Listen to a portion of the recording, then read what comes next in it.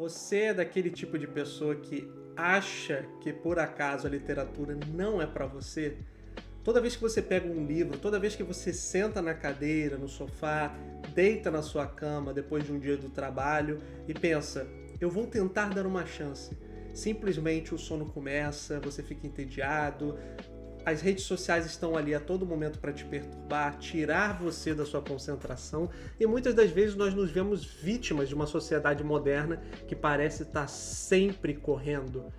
Bom, mas você está aqui não é à toa. Você quer dar uma chance para os livros e você quer fazer acontecer. Até o final desse vídeo eu vou te ensinar e eu vou te dar algumas dicas de não somente como melhorar a sua leitura, mas alguns dos livros que fazem até mesmo aquelas pessoas que não gostam de ler ficarem vidradas e amar a leitura. Bom, a primeira coisa que deve ser levada em consideração é a seguinte: quando você está começando a ler, é normal que as palavras lhe sejam difíceis, é normal que você tenha dificuldade em se concentrar, é normal que você, às vezes, fique muito cansado com uma sessão curta de leitura, porque é um hábito e, como todo hábito, o cérebro é preguiçoso e demora a se familiarizar. Mas você pode ter certeza que, com esforço suficiente, um lugarzinho silencioso da sua casa, ou quem sabe uma biblioteca, ou quem sabe uma praça onde você possa ler com cuidado, com calma, e também, justamente, o livro ideal para você, um livro que te chame a atenção, você vai conseguir ler mais naturalmente. Agora, acontece que quando a gente está começando na literatura, sempre tem aquele momento em que a gente pensa, por onde eu começo? Qual é o livro ideal? Qual seria a narrativa ideal para mim? E se a gente pergunta ou procura na internet, muitas das vezes a gente vê inúmeras recomendações de livros clássicos, livros gigantescos, livros pequenos, histórias em quadrinhos, enfim. Essa lista, pelo menos, foi feita com base no meu repertório. Ou seja, é uma lista de alguém que ama livros, especialmente os livros grandes. Se você conferir no meu canal, já deve ver que eu tenho algumas séries, alguns vídeos sobre histórias bem grandes, mas que ainda assim eu acho que vão funcionar muito bem para quem está querendo começar a aprender a gostar de literatura. E qual que é o primeiro passo de todos? Descubra o que você gosta. Os livros que eu vou indicar aqui, eu fui descobrindo junto com a minha descoberta de gostos pessoais. Então, o que eu vou fazer, na verdade, é que eu vou peneirar o meu processo para te apresentar algo que eu acho que vai te ajudar justamente a encontrar o seu próprio gosto pessoal. Com base nisso, você vai explorar os seus próprios livros, os seus próprios gostos. E uma dica de ouro: não está gostando da leitura? Abandone-a. Você não tem nenhum compromisso a não ser consigo mesmo, com a sua diversão, com o seu gosto pessoal, certo? Então vamos nessa. Bom, o primeiro livro é um clássico da literatura de ficção científica, e porque eu acho que se você fosse começar a ler algum livro, esse deveria ser o seu primeiro. Porque é difícil para nós, principalmente na sociedade de hoje, discernir como a falta de informação, mas principalmente como a falta de informação seletiva, uma informação de qualidade, causa um efeito, como eu posso dizer, de perdição, certo? Então imagina uma sociedade num futuro distópico, em que os livros, ou seja, a principal ferramenta do pensamento humano, do pensamento crítico, pelo menos, é proibido. Isso mesmo. Em Fahrenheit 451, nós acompanhamos uma distopia, um futuro, em que Ray Bradbury apresenta uma corporação de bombeiros cujo objetivo, ao invés de ajudar a deter os incêndios de causas diversas, enfim, justamente o objetivo dos bombeiros aqui, nessa narrativa, nessa história, é acabar com os livros. Como as casas, como as construções, elas são feitas, em sua grande maioria, à prova de fogo, o objetivo deles é justamente acabar com os livros. Com que pretexto? Com o pretexto de que os livros são perigosos, pois eles acabam por fazer com que as pessoas tenham um pensamento desolador sobre os acontecimentos vigentes. Então, nessa narrativa, onde Ray Bradbury, um escritor clássico da literatura, só para vocês terem uma ideia, esse livro foi publicado em 1953, ele apresenta diversas tecnologias, como as TVs de LED, os painéis, os headsets, tudo para deixar a população abastecida com informações, por assim dizer, ou seja, noticiários sobre notícias patéticas, reality shows, tudo que, como coincidência ou não, acabam por tirar os olhos dos habitantes dessa nova sociedade de conflitos muito maiores. O protagonista dessa narrativa, Montag, se vê como um desses bombeiros. Porém, tudo muda quando ele vai até uma ocasião, até um chamado, em que ele vê uma mulher, uma senhora, que se recusa a sair de sua casa uma vez que os bombeiros descobrem uma biblioteca secreta em sua residência. Ele então se pergunta por que alguém daria as próprias vidas por um livro, por que alguém daria a própria vida, por que alguém daria tudo de si, se sacrificaria mediante a objetos tão patéticos, pelo menos na visão dele. Então o que acontece? Ele surrupia um livro e a partir daí a narrativa fica excepcionalmente filosófica, mas de uma maneira muito acessível. Como vocês podem ver, é um livro curtíssimo, mas ele é capaz de mudar vidas. Esse livro não tem como você terminar de lê-lo sem pensar pelo menos um pouquinho na nossa sociedade, no pensamento crítico, na importância da literatura para nós como seres humanos e como se afastar disso é essencialmente se afastar de nós mesmos. Então fica a recomendação, se você ainda não leu, se você quer começar a literatura e acha que todo clássico é grande, gigantesco e difícil de consumir, Ray Bradbury e seu Fahrenheit 451 estão aqui para provar o contrário. Agora, eu tenho certeza que se você já está familiarizado, pelo menos com um pouco da literatura, principalmente o que a gente chama literatura de gênero, você deve ter ouvido falar de um tal de Stephen King. Isso mesmo, conhecido como mestre do horror norte-americano, Stephen King escreveu centenas de livros ao longo de sua carreira.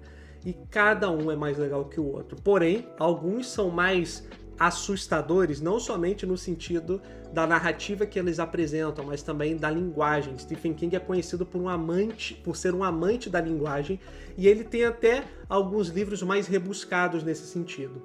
Porém, um que eu acho que funciona muito bem, não só por sua narrativa incrível, como também por sua linguagem que une o melhor daquela coisa que a gente costuma ver em filmes, daquele teor visceral, daquele teor de narrativa, juntamente com aquela questão mais filosófica, com aquela questão que prende a nossa atenção, que faz a gente refletir sobre a vida, é Misery, de Stephen King.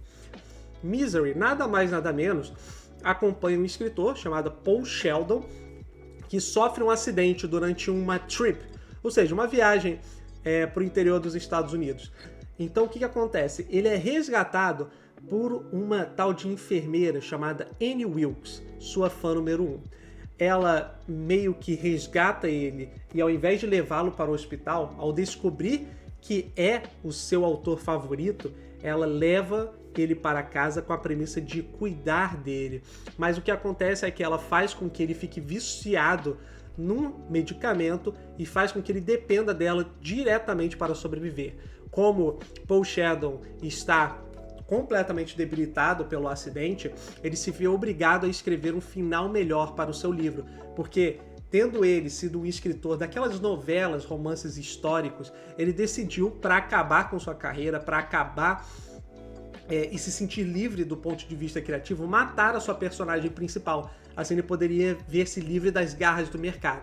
O que acontece é que a Annie Wilkes não gostou nada disso e ela pede para ele reviver nada mais, nada menos do que a personagem principal. Então Misery justamente trata de uma narrativa dentro de outra narrativa, porque muitas das vezes nós acompanhamos o escritor Paul Sheldon escrevendo essa narrativa à medida que ele tenta sobreviver. E nesse meio tempo, no meio das alucinações de analgésicos que ele tem, ele acaba refletindo muito sobre a vida, sobre o ofício da escrita, o processo criativo, a importância da literatura também nas nossas vidas, como ela pode ser uma escapatória para a dor, e o desfecho desse livro é fenomenal. Ele é relativamente curto, você vai demorar um pouquinho para ler, mas eu garanto que vale cada página. Agora, você quer ler um clássico e você acha que todo clássico é difícil. Você acha que o clássico tem que ter aquela linguagem rebuscada, que o clássico não pode ser divertido, que o clássico não pode ser tão atraente como as pessoas costumam dizer. Eu sei que esse paradigma hoje em dia já caiu por terra. A maior parte das pessoas sempre encontra um clássico ou outro que acaba gostando. Alguns eu citei aqui, como o próprio Fahrenheit 451. Apesar de que é um livro mais moderno, da década de 50, então faz sentido que ele seja mais palatável para a maioria das pessoas. Porém, os clássicos, ou seja, de 1890, desse século para trás, por assim dizer, eles são mais difíceis de serem consumidos, certo? Porque eles se passam numa era, num contexto completamente diferente. Mais especificamente, O Médico e o Monstro. O que torna esse livro tão interessante? Principalmente para quem gosta da discussão psicológica sobre a bondade e a maldade. O Médico e o Monstro foi publicado em 1886. E por que ele é tão divertido? Por que ele é tão bom? Primeiro, ele é bem curto e o Robert Stevenson, que é o escritor, ele simplesmente cria uma narrativa centrada no horror gótico. O gótico tem como aspecto justamente dedicar-se a essas estruturas do ser humano, no sentido de estrutura tanto arquitetônica mesmo, quanto a estrutura de pensamento. Ou seja, já temos uma pauta, já temos uma ideia mais cientificada, até mesmo do sobrenatural.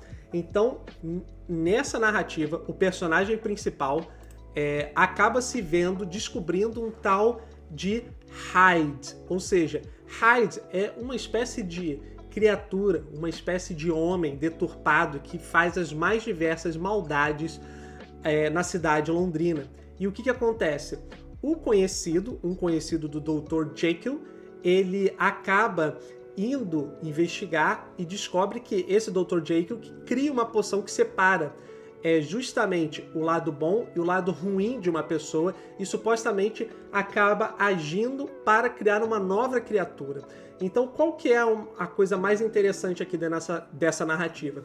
É que ela já discute o que é ser bom, o que é ser mal. Será que isso faz parte inerente da natureza humana? Será que dá para escapar das atrocidades que nós pensamos? Será que dá para ser verdadeiramente bom? Será que a gente não quer tudo isso? Se você tivesse a capacidade de se separar, de criar uma criatura completamente diferente para esbravejar, para dar, como eu posso dizer, vazão aos seus desejos mais grotescos, será que você conseguiria?